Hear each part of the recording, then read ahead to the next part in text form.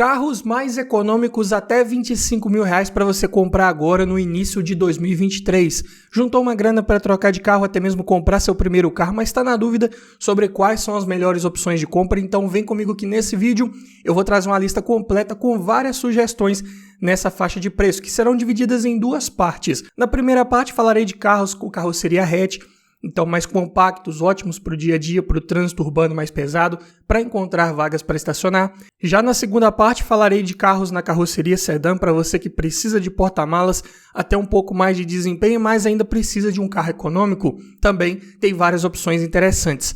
Então se já gostou do tema, não esquece de deixar aquele like no começo do vídeo para fortalecer o canal. Se inscreva se ainda não for inscrito. Eu sou o Paulo Silva e esse é o Bate-Papo Automotivo.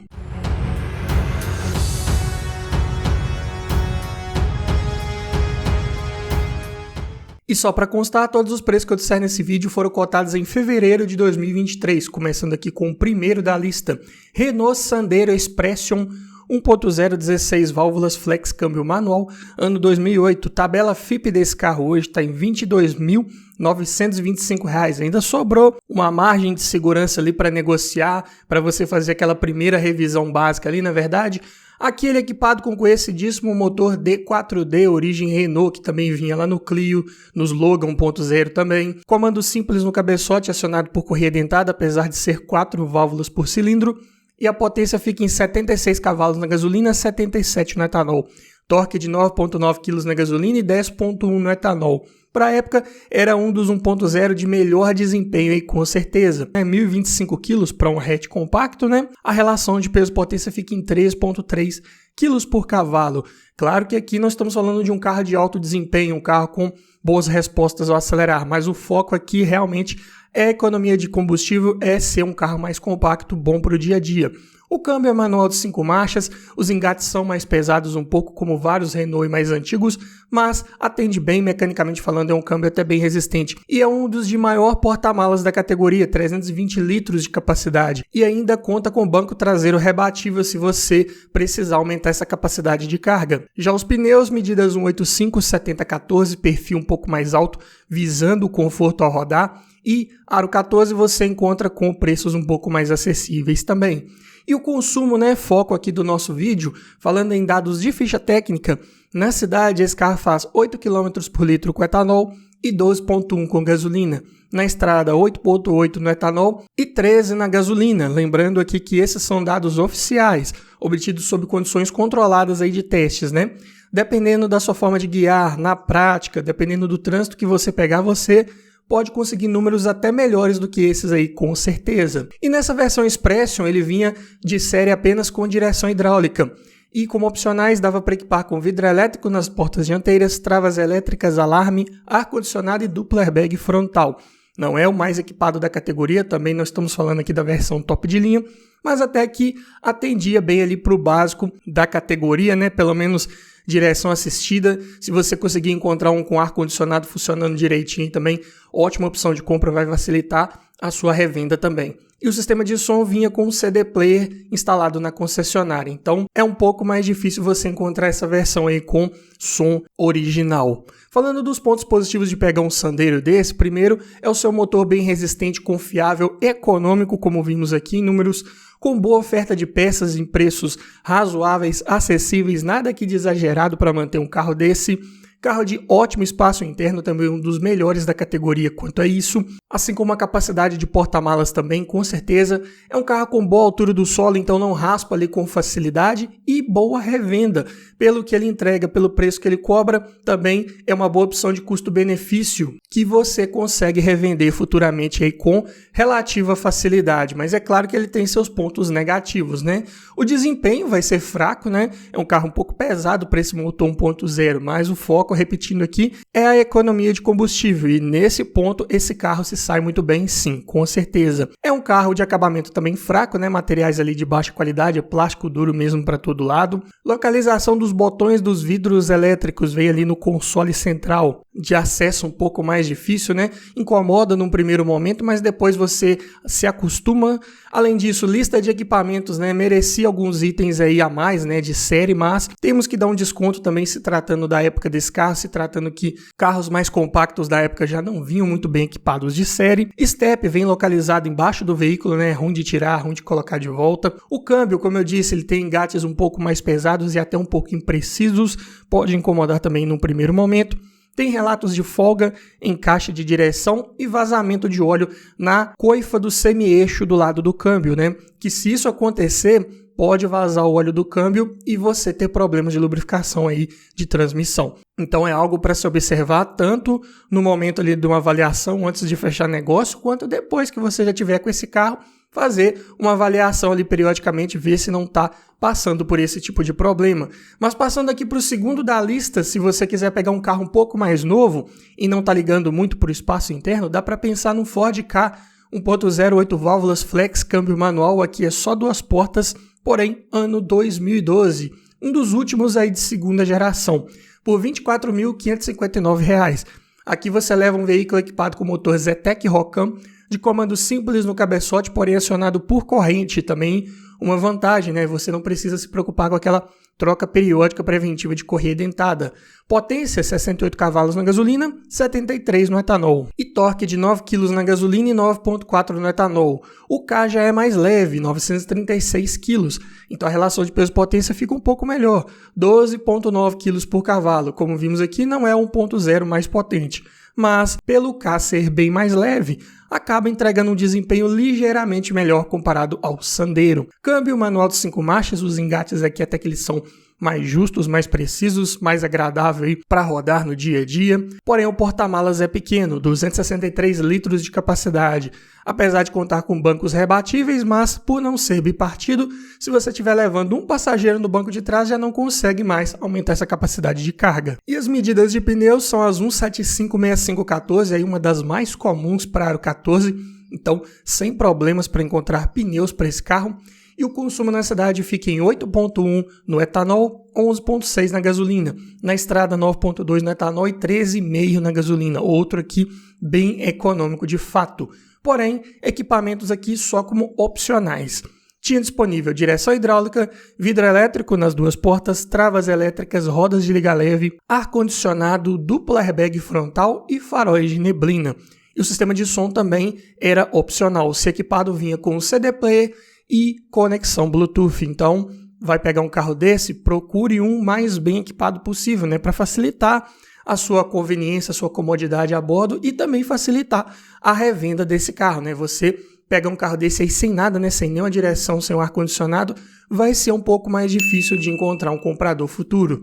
Pontos positivos de pegar um carro desse é o seu motor bem resistente e confiável, se você ficar ligado ali na parte do arrefecimento. Pegou um carro desse, já faça uma revisão geral ali em cavalete d'água, bomba d'água, líquido de arrefecimento, válvula termostática, sensor de temperatura. Dê um check-up geral nessa parte, coloque ali o líquido de arrefecimento com aditivo na proporção correta, coloque peças de qualidade aí nessa parte que você não vai ter maiores problemas. O motor em si, mecanicamente falando, ele é bem robusto, bem confiável, que trabalha com corrente, né? Então, como eu disse, é uma manutenção a menos para você se preocupar, de ótimo consumo de combustível, motor bem econômico, estabilidade ok, não é um carro para você abusar muito, mas se sai bem melhor que os concorrentes, tem uma carroceria um pouco mais rígida, passa um pouco mais de segurança, de boa dirigibilidade, comandos até bem localizados, mais de fácil acesso, é um carro compacto, então ótimo para o trânsito urbano também, fácil de encontrar vagas para estacionar,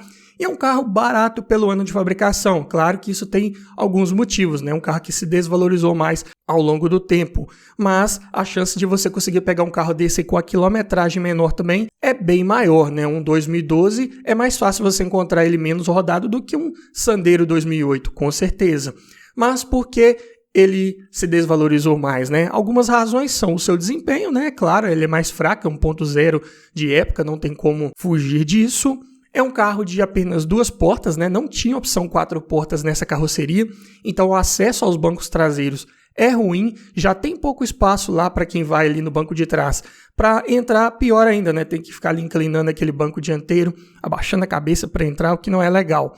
Cinto de segurança traseiro também, ele é curto demais, dependendo da estatura da pessoa, pode ter um pouco de dificuldade de colocar esse cinto. E também você não consegue colocar uma cadeirinha infantil com esse cinto. Esses Ka aí, né, tanto de primeira quanto segunda geração, tem esse detalhe. Além disso, o porta-malas é pequeno, falta ponteiro de temperatura ali no painel, o acabamento também é fraco, utiliza até vários materiais ali de primeira geração, várias peças de acabamento interno, né? Forros de porta, por exemplo, são os mesmos lá da primeira geração, então foi tipo uma segunda geração, mas adaptada da primeira, né? Tentando fazer um carro um pouco maior, mais moderno, mas sem modificar tanto também questão de custos, né? E por essas razões é um carro de revenda um pouco mais difícil.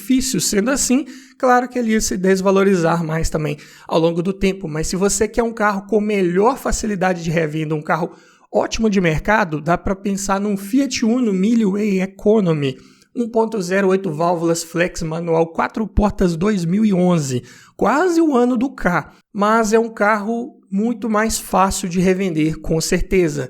Aqui, por R$ 22.158, tabela FIP de hoje, ele vem equipado com motor Fire, né, bem conhecido aí da linha Fiat, de comando simples no cabeçote, acionado por correia dentada, potência de 65 cavalos na gasolina, 66 no etanol, torque de 9.1 kg na gasolina e 9.2 no etanol.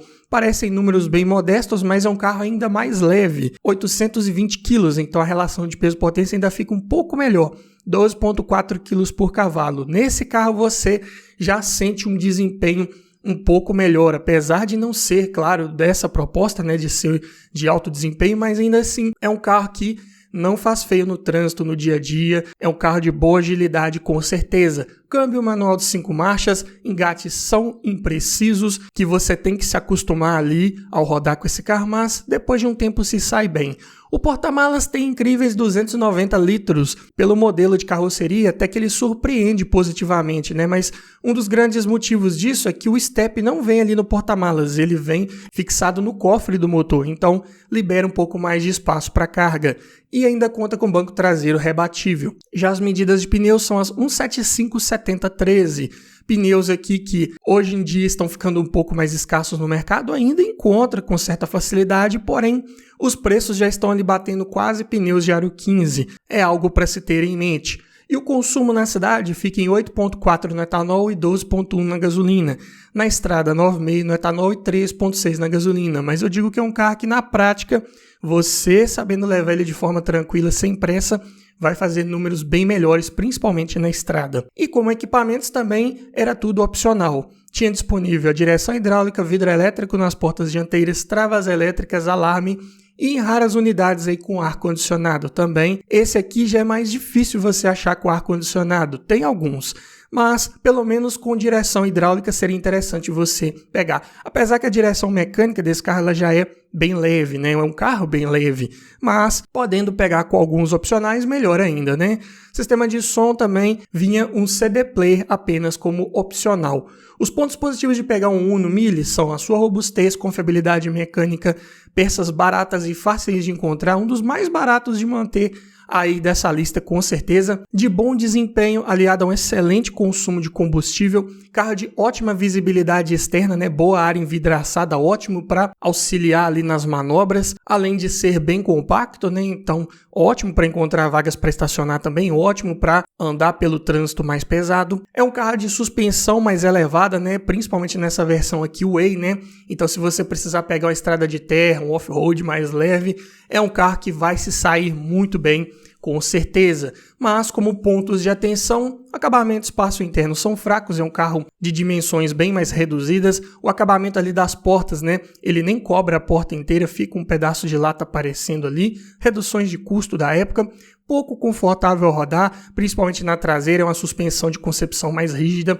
A vantagem é que ela aguenta mais peso, aguenta mais carga, mas em compensação, para ruas e estradas não muito bem pavimentadas, acaba sendo um pouco desconfortável. Também é comum de ocorrer corrosão na região ali da gravação do chassi desse carro, que fica ali no assoalho, ali onde vai o pé do passageiro do banco dianteiro. Quando você estiver olhando um carro desse para comprar, levante ali a parte do carpete que dá para você ver onde está aquele número gravado e veja se não tem indícios ali de corrosão, de ferrugem em volta desse número, porque se tiver e esse número começar a ficar ilegível, vai te dar problemas para transferir esse carro, né? Tanto para o seu nome ou quanto futuramente também você pensar em revender. Além disso, o câmbio também é um pouco impreciso, já falei dele, e é um carro de baixo nível de segurança a bordo, né, em caso de colisão. É um projeto bem antigo, lá dos anos 80, mas não dá para se ter tudo em um carro só, não é verdade? Passando aqui para o quarto da lista, se você quiser um pouco mais de conforto e um pouco mais de desempenho sem abrir mão do consumo, dá para pensar no Volkswagen Gol Power 1.6 8 válvulas flex câmbio, manual 4 portas 2004 por R$ 24.114.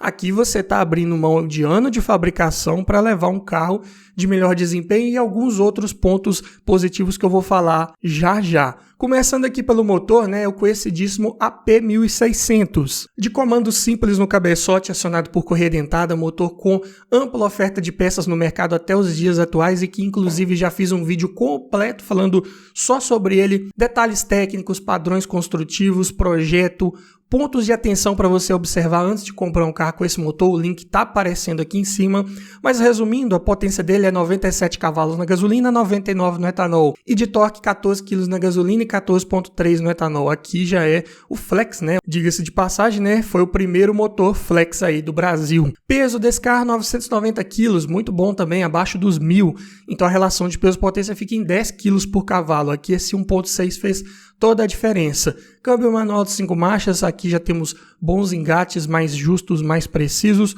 Já o porta-malas conta com 285 litros de capacidade, é ok para a categoria e nada além disso. Medidas de pneus 185/60/14, também tem ampla oferta desses pneus aí no mercado, sem sustos. E o consumo na cidade, 7.1 no etanol e 10.4 na gasolina.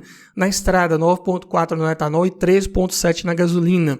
O que dá para perceber aqui é que, de fato, né, por ser 1.6, um motor de litragem um pouco maior, na cidade ele vai acabar consumindo um pouco mais de combustível, né? Isso é normal. Mas na estrada, se você precisar eventualmente fazer uma viagem com esse carro, ele vai ter um consumo semelhante ao que seria 1.0. É um motor que trabalha mais leve para o peso da carroceria, né? Não precisa fazer tanto esforço quanto os 1.0 que eu falei anteriormente. Então, ele vai trabalhar com um giro um pouco mais baixo ali também. É um câmbio mais alongado para aproveitar esse desempenho extra. Consequentemente, o consumo vai ficar ali bem próximo o que seria os 1.0 que eu falei até o momento. Bem interessante. E como equipamentos de série nessa versão Power, ele vinha com direção hidráulica, alerta de velocidade, olha só, isso não era nem comum na época, que você consegue ajustar por um botão ali na lateral da chave do limpador de para-brisa, e painel de fundo branco bem característico também dessa versão Power.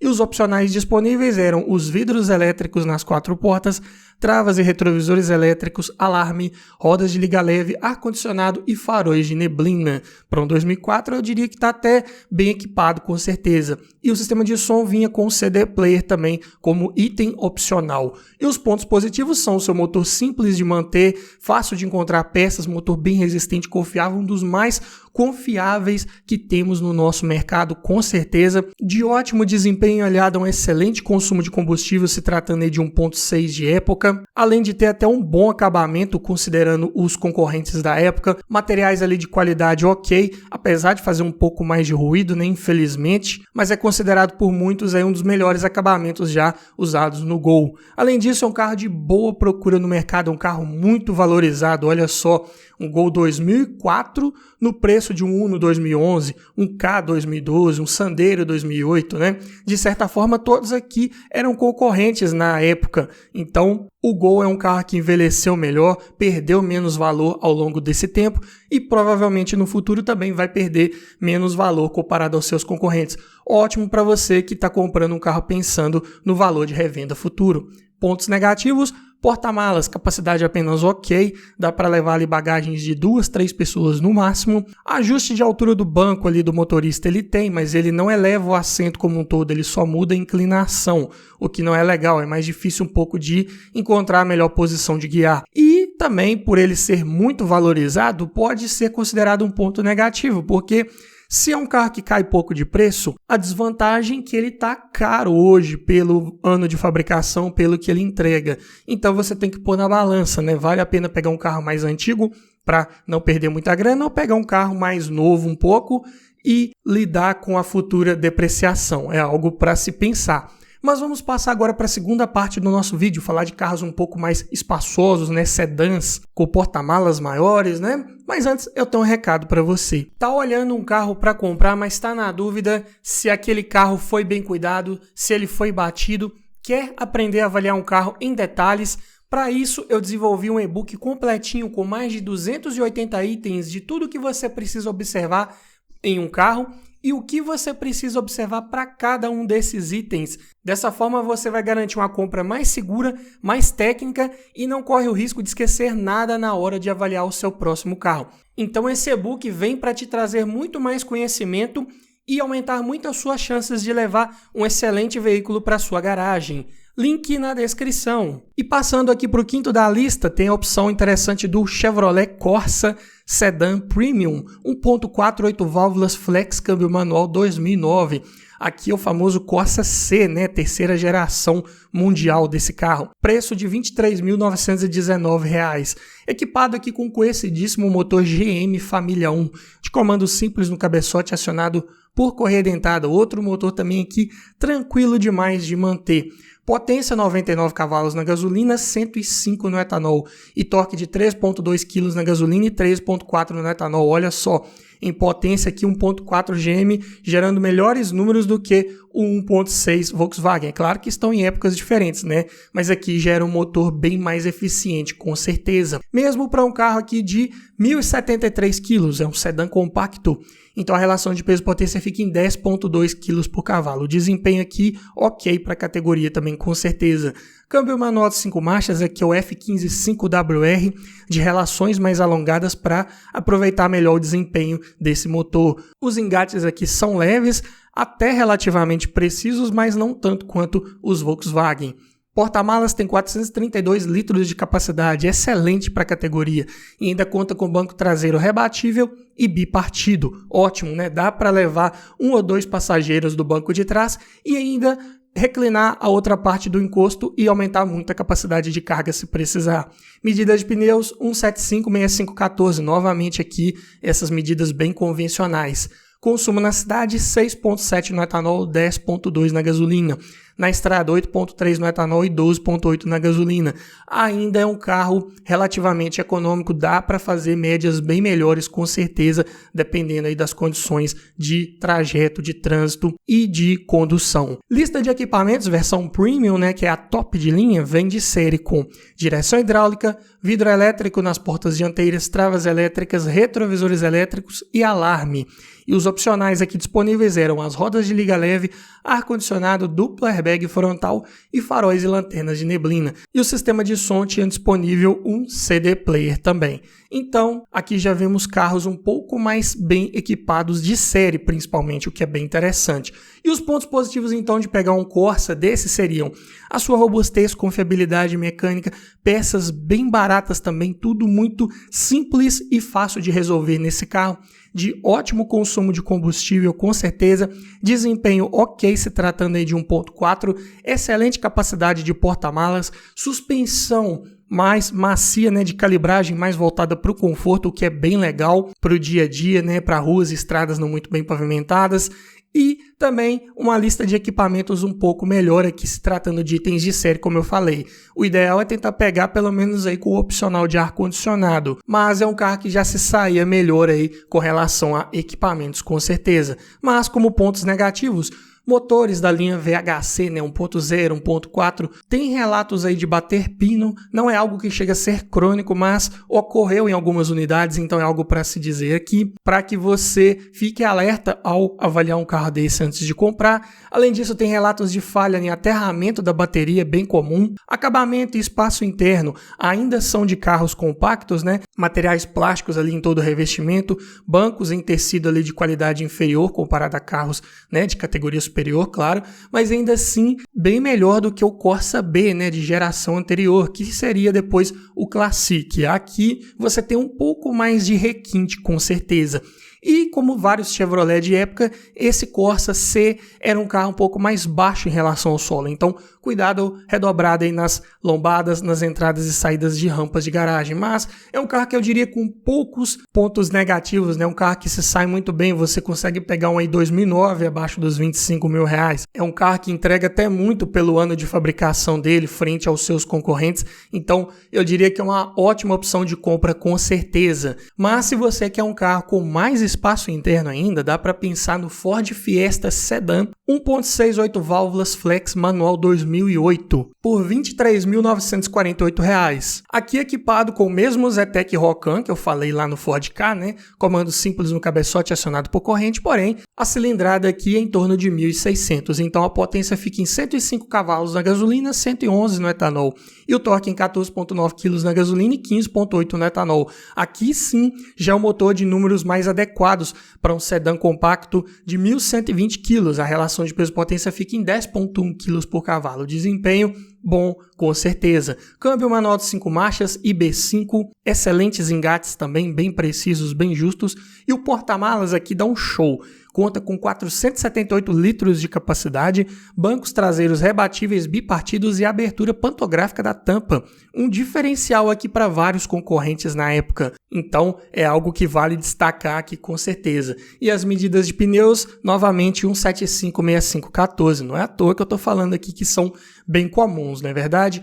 Consumo na cidade é um pouco mais elevado, 6,8 no etanol, 8,6 na gasolina. Porém, na estrada faz 10,2 no etanol e até 14 na gasolina. É um carro que se sai melhor na estrada, com certeza. Então, para longas viagens, é um motor que entrega um desempenho legal, dá para levar bastante bagagens, mais passageiros até com bom conforto, e ainda economizando combustível. E a lista de equipamentos aqui tinha disponível direção hidráulica, vidro elétrico nas 4 portas, travas e retrovisores elétricos, alarme, rodas de liga leve, ar-condicionado e faróis de neblina na versão Class, que é a top de linha para a época. E o sistema de som conta com um CD player também de fábrica. Pontos positivos: motor bem resistente, confiável, peças também bem baratas, acessíveis, nada ali de muito exagerado para você manter no carro desse. O único detalhe também, da mesma forma que lá no Ka, né, os motores 1.0, os 1.6 aqui também você tem que dar uma revisão geral ali no arrefecimento. De bom desempenho aliado a um ótimo consumo de combustível, principalmente na estrada. Carro de ótimo espaço interno, além de ter um espaço maior ali para os joelhos, né, o espaço para o banco da frente, o teto também é um pouco mais alto, a caída dele demora um pouco mais a acontecer, então muito bom para pessoas mais altas também. Porta-malas de excelente capacidade, bem versátil, né? Tem bancos bipartidos e abertura da tampa mais refinada, o que é um ponto bem positivo, né? É um sistema que não corre-se o risco de danificar suas bagagens. Posição mais alta de guiar para quem gosta dessa pegada excelente, é um carro bem ergonômico, comandos muito bem localizados, tudo de muito fácil acesso, carro de ótima dirigibilidade. Estabilidade também, é um carro que curva com certa segurança, tranquilidade, não rola muito carroceria, muito bom. E por essas e outras razões é um carro de excelente custo-benefício, que também entrega muito pelo valor que ele cobra. Mas como pontos negativos, o acabamento é fraco, plástico duro para todo lado, quadro de instrumentos mais simples um pouco, apesar de ter todas as informações necessárias, mas passa uma certa impressão ali de ser mais simples, assim como revestimentos internos de uma forma geral. É um carro que tem vários relatos aí de folga na caixa de direção, bem comum, escassez de algumas peças de acabamento, isso aí já é mais pela idade do projeto, pelo tempo que esse carro saiu de linha, algumas peças ali mais exclusivas de acabamento mesmo, podem ser um pouco mais difíceis de encontrar. Nesses Fiesta aí também, aquele limpador de para-brisas do lado direito, ele é torto, foi uma falha de projeto realmente, então ele fica um pouco mais ressaltado ali. Esteticamente não é legal, não é bonito, apesar de funcionar da mesma forma, sem maiores problemas, mas é algo que incomodou um pouco na época que esse carro foi lançado. Várias revistas e veículos de comunicação especializados criticaram essa solução aí da Ford. E também é um carro mais desvalorizado pelo fato da Ford ter desativado suas linhas de montagem aqui no Brasil, né? As pessoas ficam com um pouco mais de receio de comprar carros da marca e futuramente faltar peças de reposição. Então, acabam se tornando ali não a primeira, a segunda opção de compra, então os carros acabam sendo um pouco mais difíceis de serem revendidos, consequentemente mais desvalorizados. É algo que você tem que ter em mente quando for comprar um carro desse também. Mas se você quer mais porta-malas ainda, precisa de levar muita coisa, Tem uma opção interessante aqui que seria o Renault Logan, versão Privilégio 1.6, 16 válvulas, flex manual 2009. Ali um dos primeiros Logan que foram produzidos aí no Brasil por R$ 23.303. Aqui ele já é equipado com motor K4M, de duplo comando de válvulas no cabeçote acionado por correia dentada, um dos motores mais comuns utilizados aí da Renault. De 107 cavalos na gasolina, 112 no etanol, e torque de 15,1 kg na gasolina e 15,5 no etanol. Para um outro sedã compacto de 1.111 kg, a relação de peso-potência ficou em 9,9 kg por cavalo. O desempenho desse carro também é bem satisfatório. Câmbio manual de 5 marchas, JH3, de engates um pouco mais pesados, mais imprecisos, mas também outro câmbio, mecanicamente falando aqui, bem resistente. E o porta-malas conta com enormes 510 litros de capacidade. Aqui é um porta-malas maior que muito sedã médio de época, que dá para levar bagagens da família inteira e ainda sobra, com certeza. Medidas de pneus 185/65/15 para aro 15 também são medidas relativamente fáceis de encontrar. Consumo na cidade, 6 no etanol, 8,5 na gasolina. Na estrada, 8 no etanol e 12 na gasolina. Outro carro aqui também que você consegue números melhores na prática. É um motor 16 válvulas que respira um pouco melhor, tem um enchimento mais rápido de cilindros, queima mais eficiente de combustível, então se sai melhor em velocidades de cruzeiro com certeza. E a lista de equipamentos versão top de linha conta com direção hidráulica, ar-condicionado, duplo airbag frontal, faróis de neblina, rodas de liga leve, encosto de cabeça para os 5 ocupantes e cinto de 3 pontos para quem vai nas laterais como itens de série. E os opcionais de vidros elétricos nas 4 portas, travas, retrovisores elétricos, computador de bordo, ABS e alarme. Então, é um carro que já vinha até relativamente bem equipado de série, mas muita coisa interessante aqui você não vai encontrar em todos, né? Por exemplo, computador de bordo, freios ABS, né? Focando aí na parte de segurança, você tem que procurar com um pouco mais de calma para encontrar um que vinha com esses opcionais, assim como o sistema de som que também tinha o opcional de CD player. E os pontos positivos é o seu motor bem resistente, confiável, econômico, de bom desempenho, carro também com boa oferta de peças. Qualquer geração do Logan aí, você encontra peças ainda com certa facilidade. Carro de excelente espaço interno, também dá show em vários de seus concorrentes, assim como o porta-malas, né? Não tem nem o que dizer. Boa lista de equipamentos, principalmente se você pegar aí com a maioria dos opcionais disponíveis. Carro de boa altura do solo, não raspa com facilidade. E boa revenda também, né? Um carro que entrega muito pelo valor que ele cobra, então acaba chamando a atenção de muitos compradores, com certeza. Porém, tem seus pontos negativos, né? Acabamento é fraco, assim como o Sandero, né? Que eu já citei. Assim também como a localização dos botões dos vidros elétricos, né? Muita coisa que compartilha com o Sandero, né? Então tem os mesmos problemas. O step também vem localizado embaixo, o câmbio de engates mais imprecisos, também relatos de folga na caixa de direção e vazamento de óleo na coifa do semi-eixo ali do lado do câmbio. Curiosamente, o Sandero ele é até mais valorizado que o Logan, né? Você consegue pegar um Sandero 2008, já um Logan você consegue pegar um 2009, abaixo dos R$25.000. Mas o Logan, na minha opinião, ele tem um pouco mais de benefícios, principalmente questão do motor, lista de equipamentos e principalmente porta-malas. Passando aqui para o oitavo da lista, para você que quer um carro ainda de melhor acabamento, bom desempenho também, dá para pensar no Honda Civic LXL 1.7, 16 válvulas, gasolina manual, ano 2005, um dos últimos aí de 7ª geração, por R$ 22.989 na tabela FIPE de hoje. Um carro equipado aí com o motor D17 Z3, comando simples no cabeçote acionado por correia dentada e o tão procurado, né, variador de fase para as válvulas de emissão, popularmente conhecido como VTEC. Então esse aqui é o Honda Civic de 130 cavalos e 15,8 kgfm de torque. Já estamos falando aqui de um sedã médio de 1.150 kg.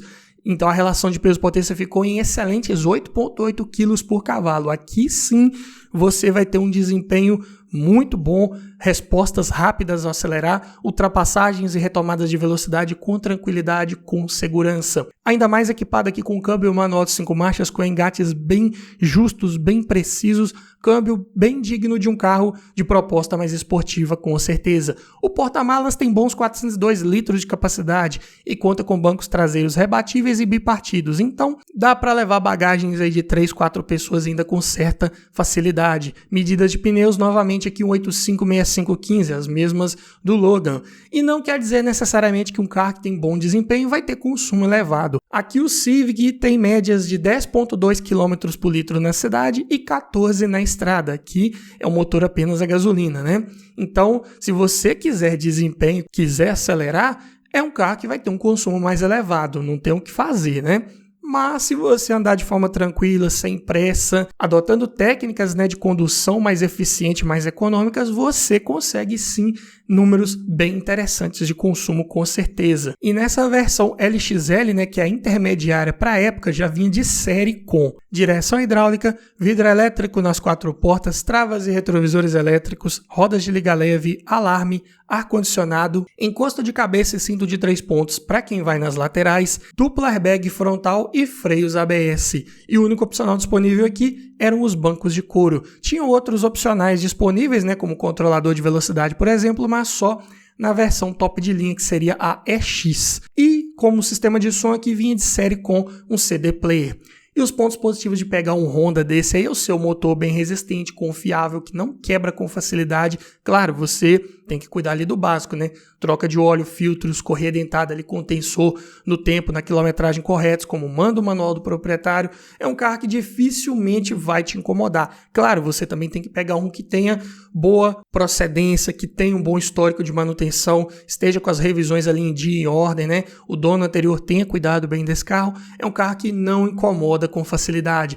Preços de peças na média, claro que não é tão barato de manter quanto um Ford Ka, um Gol, um Uno, mas aqui para um sedã médio, nada ali de se assustar. Carro de ótimo consumo de combustível, como vimos aqui em números, excelente estabilidade ao fazer curvas, é um carro com essa proposta mesmo.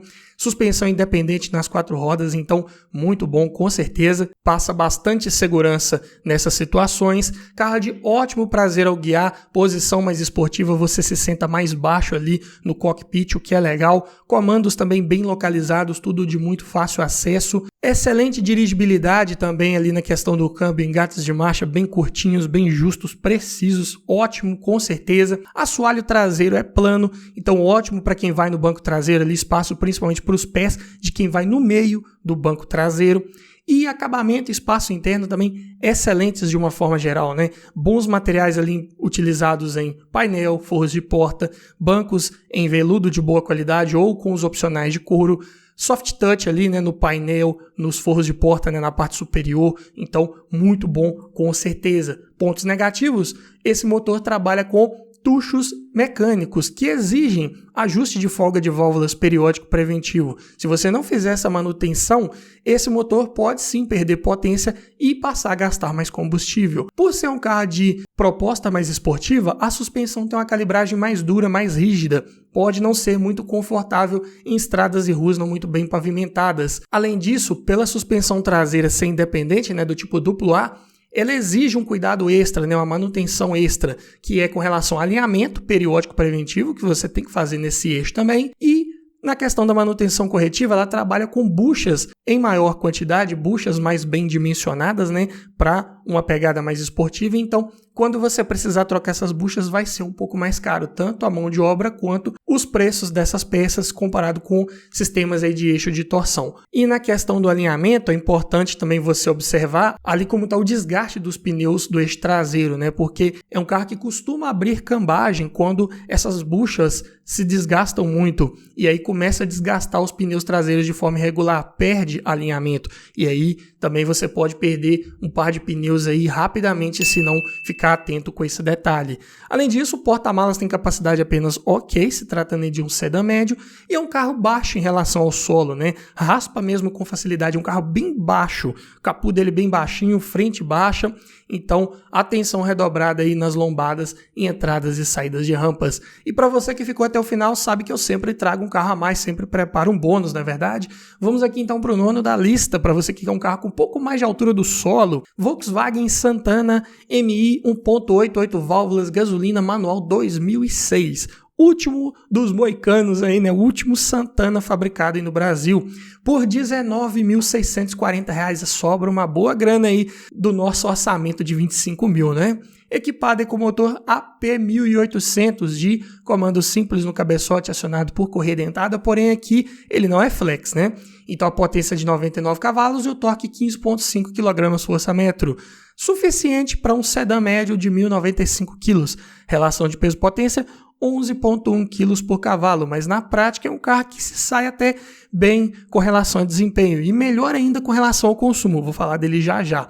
Câmbio manual de 5 marchas, bons engates, bem precisos, até bem parecidos com o Gol G3. Porta-malas, 413 litros de capacidade, isso aqui em dados de ficha técnica, mas na prática parece ser um porta-malas bem maior, dá para levar bagagens da família inteira com certeza, não é à toa que era um dos preferidos aí dos taxistas e frotistas de época, né? E o consumo na cidade fica em 10,7 km por litro, na estrada 15,6. É um carro que tem motor bem dimensionado para carroceria e consequentemente consegue manter velocidade mais facilmente, você não precisa ficar ali forçando muito para manter ele 80, 90, 100 km por hora, o que seriam, né, as velocidades de cruzeiro e mais convencionais aí das nossas estradas. Então, é um carro que se sai muito bem com relação à economia de combustível, com certeza. Já como equipamentos, nem tanto. De série vinha apenas com direção hidráulica e cinto de 3 pontos e apoio de cabeça nas laterais do banco traseiro. Todo o resto aqui era opcional. O ajuste da coluna de direção em altura, vidro elétrico nas 4 portas, travas e retrovisores elétricos, alarme, rodas de liga leve, ar-condicionado, faróis e lanternas de neblina. Quantos giros, pasmem, tem Santana que saiu sem esse equipamento que praticamente vinha em todos os carros, né? Vinha apenas um relógio analógico ali no lugar. Assim como o sistema de som, que também era opcional, poderia vir com um CD player instalado. Então eu digo que vale a pena pegar um carro desse só se ele tiver com a maioria desses opcionais instalados, né? Porque, olha só, comparado com o Civic, né, que é um dos seus concorrentes, que já vinha com praticamente tudo de série, numa versão intermediária, eu digo que o Santana aqui você tem que pegar ele pelo menos com o trio elétrico completo, né, de vidros, travas e retrovisores, além de alarme, né, que já viria ali no pacote, né, com telecomando, e pelo menos o ar-condicionado, para você ter uma maior facilidade de revenda futura. E os pontos positivos desse carro são a sua robustez, confiabilidade mecânica, peças baratas, fáceis de encontrar, um motor que não quebra com facilidade, um motor bem simples, tranquilo de manter.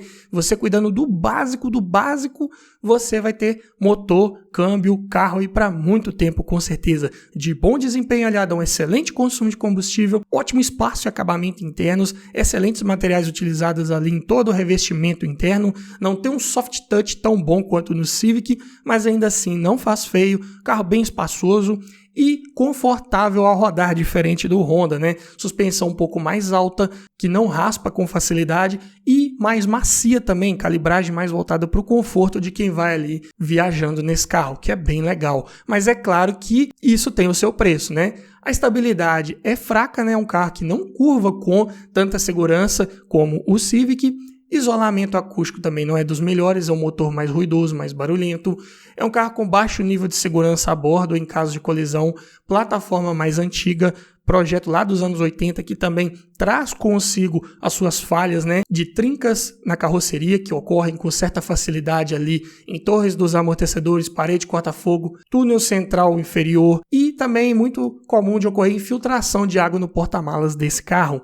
Além disso, forros de porta e teto costumam descolar com certa facilidade. Forros de teto é mais difícil de ver, mas os forros de porta ali naquela parte inferior, que seriam porta-revistas, 99% dos Santana que você vê anunciados aí nessa geração estão com ele ou descolados ou já foi feito um trabalho ali para colar novamente. Além disso, é um carro de peças de acabamento um pouco mais difíceis de encontrar hoje em dia, carro que saiu de linha há bastante tempo, né, como já falei, então você vai ter um pouco mais de dificuldade de encontrar algumas peças específicas para ele.